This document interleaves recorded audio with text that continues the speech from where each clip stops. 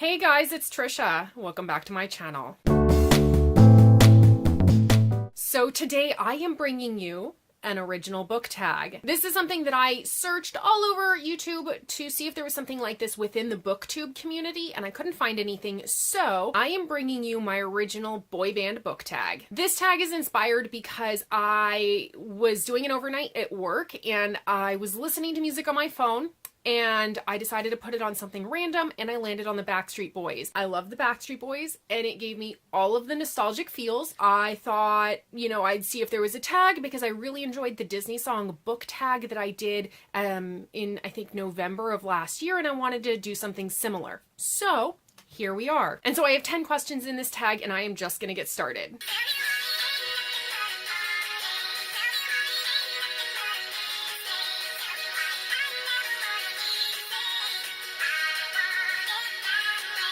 Question number 1, I Want It That Way by the Backstreet Boys. Name a book that ended differently than you wanted or expected it to. And so for me, this is one of my more recent reads. I really felt like the ending of Blackbird of the Gallows by Meg Castle was something that was completely different than what I expected it to be. So Blackbird of the Gallows is a paranormal YA romance, and I've already forgotten the names of the characters, but it features a young girl. She gets some new neighbors next door, and she starts to notice something just slightly off about her new neighbor who goes to school with her, and it turns out that he's a harbinger of death, and he and his family have been cursed for hundreds of years. That's a basic synopsis on it, and the ending, I saw all of these plot pieces lining up to have something very specific happen, and it didn't go like that at all. And I felt like the way that I had imagined it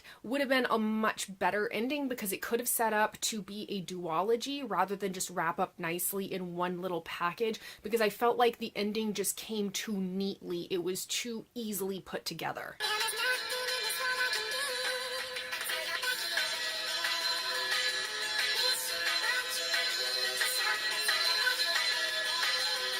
Number 2, Back Here by BBMak. Name a book that keeps calling you to reread it, even though you have tons of other books on your TBR to finish. For me, it's not any one particular book that I want to reread, but I am trash for Harry Potter fan fiction. I will lose myself for weeks at a time. I won't read a physical, actual published book, but I will read every single word of Harry Potter fan fiction that has my buzzwords in it.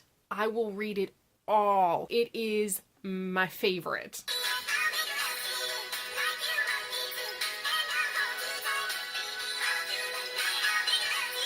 Number 3, I'll Make Love to You by Boyz II Men. What is your most recent read that you stayed up way too late making sweet reading love to? For me, I just finished Shadow and Bone by Leigh Bardugo, and I had to work the entire several days that I was reading this, and so when I got home from work, I was up until like 2 o'clock in the morning, even though I had to be up at 5 a.m.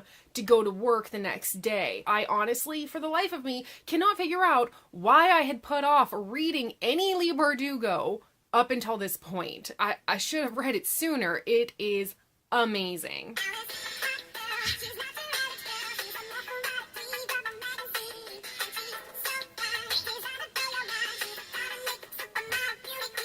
Number 4, Liquid Dreams by O-Town. Name a book that you had dreams or nightmares about. And so currently I am reading the audiobook for Wuthering Heights by Emily Bronte. Doing the audiobook, the narrator has a very particular tonal quality.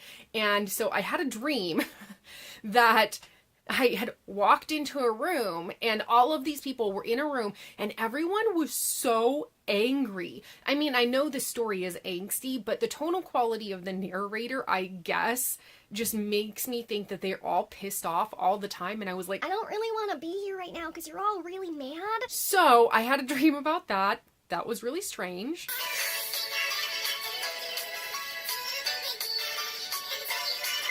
Number 5, The Hardest Thing by 98 Degrees. Name a book on your favorites list that had to be bumped down when you found a new favorite. And so for me, they're both still favorites. My favorites list has just expanded to fit them all, but A Great and Terrible Beauty, the Gemma Doyle trilogy by Libba Bray, I count all as one slot. That is one of my all-time favorite historical fantasies, and it had to be bumped down just one notch on the list when I discovered the Red Rising trilogy by Pierce Brown.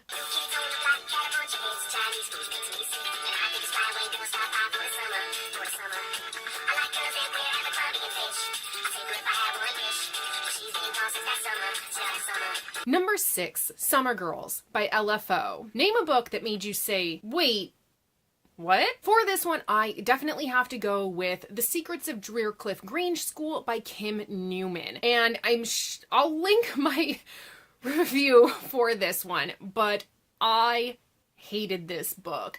It was pegged as like an adult Miss Peregrine's School for Peculiar Children kind of Harry Potter thing. It was none of those things. Yeah, there was a boarding school and there was some like paranormal magic stuff, but it was like fucking Nancy Drew. I hate Nancy Drew. But the reason I had to say what is because it had very heavy-handed slang to the point where I had to reread entire passages to figure out what was going on.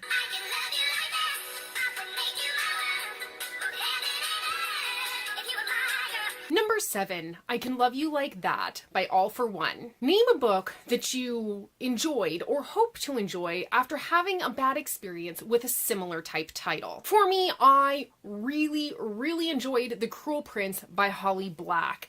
I'm not going to summarize it because it's been all over BookTube because it is an anticipated new release for very many people on here.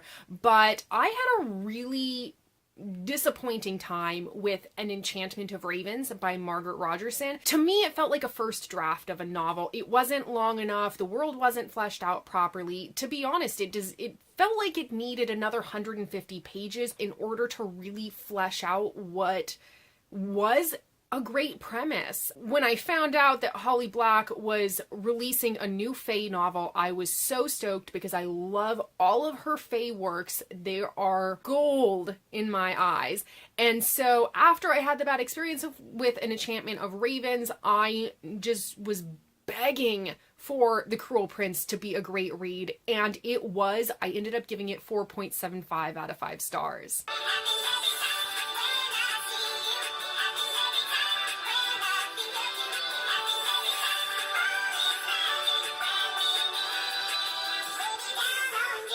Number 8, It Happens Every Time by Dream Street. Wait a second, hold on. These guys are like 13 years old, way too young to be thinking about a boyfriend-girlfriend. Name a book that you read at an age that was probably inappropriate to do so. In my hometown, it was really small, and when I wanted a new book to read, I usually went to the library, but it got to the point where I had exhausted all of my options for the types of books that I had wanted to read when I was like 13, maybe 14 years old. And so the library just wasn't cutting it for me. So I went to a used bookstore.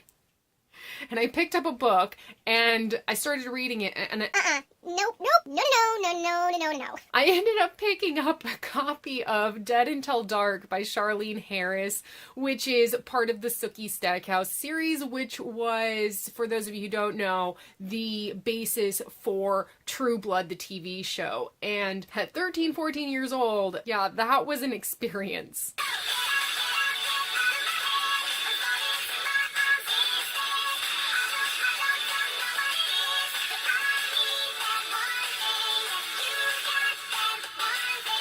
Number 9, One Thing by One Direction. Name that one thing that a book can have and you will automatically pick it up. For me, 99.99999% of the time, if it has dark fae, I'm gonna pick it up.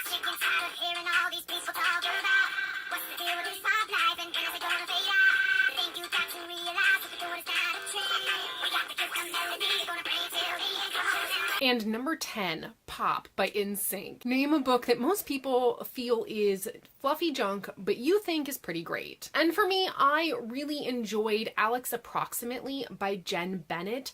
I am a sucker for You've Got Mail. I think that it's a fantastic movie except for the ending. We're not going to talk about the ending. Everything else in that movie, in that type of story where the like mistaken identity, missed connections type tropes, I really enjoy. And so Alex Approximately is kind of a teen contemporary take on that type of story. I didn't refresh myself on the names of the characters, but it follows a young girl who is really enthusiastic about film, and she has been chatting online with this young man who is also really enthusiastic, and it turns out that he lives in the same town that her father lives in, and her parents are divorced, and then so she goes to move in with her father, but she doesn't tell this guy that she's been chatting with online that she's moving there. She's gonna hope to scope it out and see if she can figure out who he is before she says anything to make sure that he's not some kind of weirdo or creep. And so she gets a new job and she starts working at this kind of weirdo, wacky museum, and there's a security guard at the museum that she despises. They don't get along, and guess who it is? I love it. It's like got a little bit of hate to love trope, a little bit of like the mistaken identity. It was so cute. Not the best book in the world, but I still really enjoyed it. All right, you guys, so that is it for the boy band book tag. I hope you guys enjoyed watching this as much as I enjoyed making it, and I am so excited to tag some people in this. So I'm going to start off by tagging Ellie from Die Kitty Reads and Rhiannon from Crescent Moon Reads, both my Slytherin ladies, as well as Allie from Hardback Hoarder, Cece from Problems of a Book Nerd, Hannah from The Rainy Reader, Cass from What Cass Read, Jazz from Shiny Things Reviews, and Gabby from Gabs About Books. So I tag all of you guys to do this, as well as if you are watching this and you like this idea and you want to do it, definitely do this tag. I think it's so much fun. If you are not comfortable lip syncing in front of the camera, totally fine. You can do it without, no worries. I'm not really sure if everyone that I tagged is old enough to remember some of the bands that I featured in this, because I had to go way back for some of my favorite boy bands, but I thought it was a lot of fun, so I look forward to seeing all of your tags pop up in my subscription feed in the future. And if you guys like this tag and you want to see more content from me, be sure to click that subscribe button down below, and I will see you guys in my next video. Bye!